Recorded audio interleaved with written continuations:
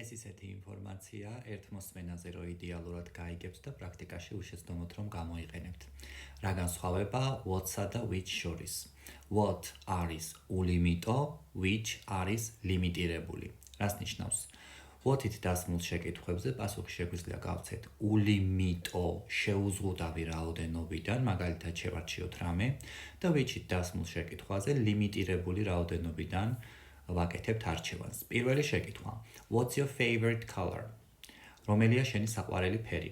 What-ით რადგან არის შეკითხვა დასმული, ულიმიტო ფერების რაოდენობიდან ვირჩევ ერთს, მაგალითად red is my favorite color. Which is your favorite color? Black or white? რომელია შენი საყვარელი ფერი? შავი თუ თეთრი? Which-ით რადგან არის დასმული შეკითხვა, ლიმიტირებული რაოდენობიდან, black-იდან და white-იდან უნდა შევარჩიო ერთ-ერთი. მესამე შეკითხვა. What would you like to drink? რისი დალევა გსურთ? რას დალებთ, რას მიირთმევთ? ამ შემთხვევაშიდაც what არის ულიმიტო და ნებისმიერი სასმელიდან შემიძლია შევარჩიო რომელიმე და მეოთხე შეკითხვაში which would you like to drink, coffee or tea?